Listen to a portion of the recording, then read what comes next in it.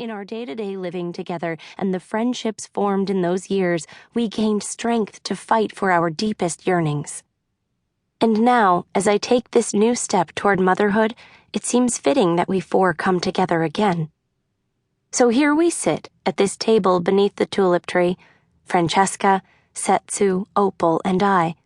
Our spoons dip into shallow dishes of chilled soup as the tree's high branches cast soft, swaying shadows across our faces and arms and the plates of luncheon food before us. Years ago, we could not have dreamed we would ever be this picture of contentment. But no storms rage forever, not even those that whirl within us. Yes, each of us was stronger than she knew. Even I. Fran has thought through every detail. Her garden table is set with linen placemats and napkins, at its center a crystal vase thick with daffodils. At the table ends stand 2 pitchers of iced mint tea, their handles wound with ivy and tiny white flower buds as intricate as snowflakes. And beside each plate, someone has placed a pair of cellophane-wrapped baby shoes made entirely of pink sugar. This is the first time any of us has seen Francesca's new Connecticut home, and when I arrived, ringing the bell to the right of her paneled front door, I heard her calling to someone, "Got it! Got it!" and then the familiar pounding of her running feet.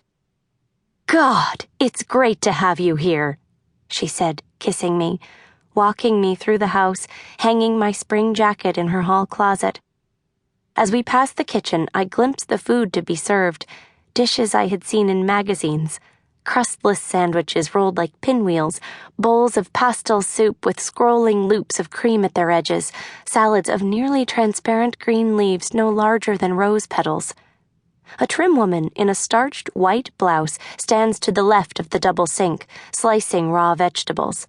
Lucienne, Francesca introduces her. "This is really so beautiful, Fran. Everything, and so generous." "Oh, goodness. You're welcome." She shrugs off my words, never comfortable with sentiment. "Let's talk about you. You look wonderful. How are you feeling? Are you getting any sleep?" It was the one trial of her own pregnancies she remembers. How for hours in her bed, with eyes wide open, her mind would whir.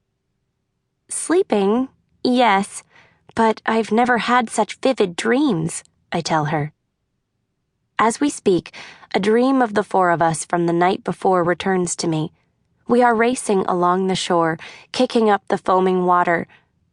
And how young we are. Only girls, but then in a twinkling we are women, with our shadows stretching far out into the ocean.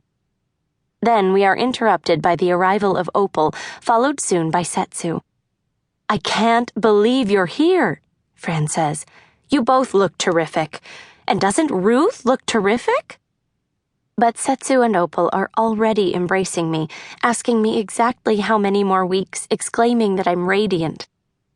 In the kitchen, Fran mixes mimosas, pouring them into tall flutes. "Occasional drinks in the 3rd trimester are permissible, aren't they?" She winks at me. "Just not the way you make them." She laughs, surprised by my retort but approving of it, and fills a separate flute without champagne. Lucienne arranges the bowls of soup on a tray, and we follow her carrying our glasses across the lawn, settling around the table. And now, as our spoons clink against Francesca's china bowls, we begin to chat, at first taking turns, speaking of work, of families, of things we've heard of other college friends. But before long, we are talking together and at once the way we used to do. A rhythm suddenly familiar as chords from well-loved but, for a time, forgotten music. Setsu surprises us. While sorting through some files at home, she has unearthed some photos from our college days. "Oh, look at us! Is that freshman year?" Opal asks. "Yes, it must be finals week. We look exhausted. Remember how we studied until morning and Fran kept us all awake with chocolate-covered coffee beans?" Setsu smiles at Fran. "That's right! And Ruth, you collapsed on your books right on the floor," Fran recalls. We laugh and agree it feels both a lifetime ago and just like yesterday. As we put aside the photographs, and as I look